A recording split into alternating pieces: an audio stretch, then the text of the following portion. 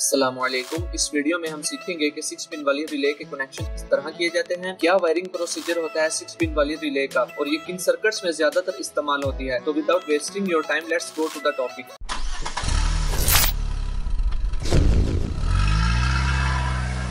आप देख सकते हैं कि मेरे हाथ में 6 पिन वाली रिले है। इसके ये जो 2 पॉइंट हैं वर्टिकल, ये इसकी ऑन ऑफ की तारें हैं, मतलब इसकी एनर्जाइजिंग कॉइल की तारें हैं। इसके टिक पॉइंट हैं। ये जो नीचे 4 तारें हैं हॉरिजॉन्टल, इन चारों में से 2 इनपुट की होंगी और 2 आउटपुट की होंगी।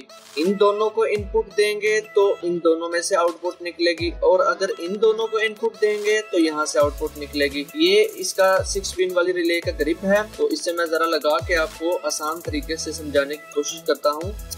आप देख सकते हैं कि मैंने 6 पिन वाली रिले का ग्रिप लगा के इसकी 6 तारें जो अलग-अलग कर ली हैं। जो इसके 2 वर्टिकल पॉइंट थे ना, ये 2 तारें उनकी बनती हैं। जो मैंने आपको वर्टिकल पॉइंट दिखाए थे, ये वो वाली 2 तारें हैं, मतलब इसकी एनर्जाइजिंग कॉइल की तारें हैं, इसके टिक पॉइंट है। अच्छा, अब बाकी रह जाती हैं ये 4 तारें। इन 4 तारों में से 2 इनपुट की हैं और 2 आउटपुट की। अगर इन दोनों तारों को इनपुट देंगे तो ये 2 तारें सप्लाई निकालेंगी, अगर इन 2 तारों को इनपुट देंगे तो ये 2 तारें सप्लाई निकालेंगी। ठीक हो गया। अच्छा, 6 पिन वाली रिले 4 पिन वाली रिले की तरह ही काम करती है, सिर्फ इसके अंदर डिफरेंस ये है कि 4 पिन वाली रिले जो है वो एट अ टाइम एक सप्लाई निकालती है, मतलब हम उसे एक इनपुट देते हैं और आउटपुट भी वो एक ही निकालती है। लेकिन 6 पिन वाली रिले के अंदर कुछ ऐसा है कि हम एट अ टाइम इसे 2 इनपुट दे सकते हैं, और जब हम इसे 2 इनपुट देंगे तो ये एट अ टाइम 2 आउटपुट निकालेगी। मैं जरा प्रैक्टिकली अब आपको समझाने की कोशिश करता हूँ। आप देख सकते हैं कि 2 वायर्स हैं, रेड वाली जो पॉजिटिव की है और ये ब्लैक वाली नेगेटिव की है। इसके जो टिक पॉइंट हैं, इन पर मैं पॉजिटिव और नेगेटिव करंट देता हूँ तो रिले ऑन होगी। जैसा कि आप सुन सकते हैं कि रिले टिक की आवाज निकालती है।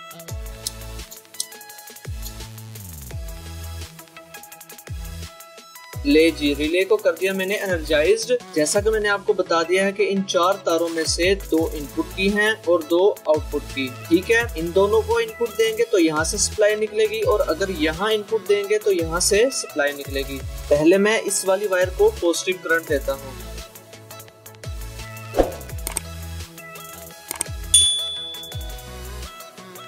ये मैंने इस वाली वायर को दी पॉजिटिव करंट, और टेस्टर की मदद से मैं चेक करता हूं कि इस वाली वायर में से पॉजिटिव करंट आ रही है या नहीं। आप देख सकते हैं कि इसमें से पॉजिटिव करंट का फ्लो हो रहा है। रिले हमारी एनर्जाइज्ड है, इनपुट हमने दी इसे पॉजिटिव की और यहाँ से सप्लाई निकाल दिया ये पॉजिटिव की।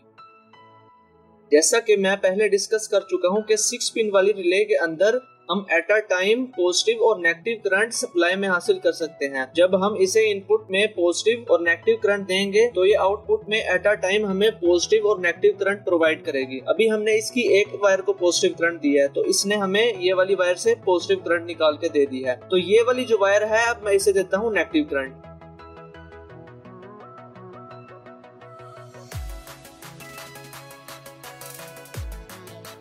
रिले हमारी एनर्जाइज्ड है, पॉजिटिव और नेगेटिव करंट इससे मिला हुआ है। यहाँ मैंने इनपुट इससे पॉजिटिव की दी हुई है और यहाँ मैंने इसे इनपुट दी नेगेटिव की। तो पहले मैं पॉजिटिव सप्लाई चेक करता हूँ कि आया इसमें पॉजिटिव सप्लाई आ रही है या नहीं।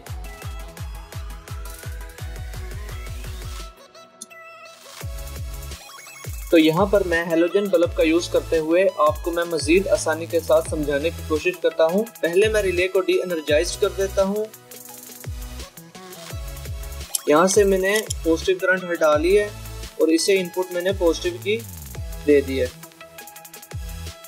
इस वक्त रिले हमारी डी एनर्जाइज्ड है। यहाँ नेगेटिव करंट है और ये तार पे मैंने पॉजिटिव करंट नहीं दी हुई। यहाँ मैंने इनपुट इसे पॉजिटिव की दी हुई है और इस वायर पे मैंने नेगेटिव की इनपुट दी हुई है। ओके, अब ये जो 2 तारें हैं ना, इनमें से हमें एट अ टाइम पॉजिटिव और नेगेटिव करंट मिलेगी। यहाँ हमने नेगेटिव इनपुट दी हुई है, यहाँ से ये नेगेटिव सप्लाई निकालेगी। यहाँ हमने पॉजिटिव इनपुट दी हुई है और यहाँ से हमें पॉजिटिव सप्लाई देगी। तो ये बल्ब की दोनों तारों को जरा मैं प्लास की मदद से कट ऑफ कर लेता हूँ।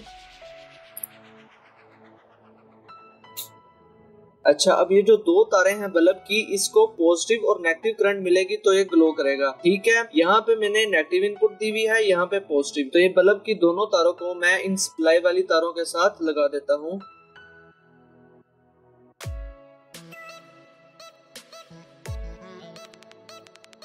जैसा कि आप देख सकते हैं कि ये वाली वायर नेगेटिव की है। रिले के एक टिक पॉइंट पर मैंने नेगेटिव करंट दी हुई है और एक खाली छोड़ी हुई है। यहाँ मैंने इनपुट इसे नेगेटिव की दी हुई है और यहाँ इनपुट मैंने पॉजिटिव की, और ये बल्ब की दोनों तारों को मैंने इन सप्लाई वाली वायर्स के साथ अटैच कर दिया है। और जैसे ही इसको पॉजिटिव करंट मैं दूंगा तो ये बल्ब ग्लो करेगा।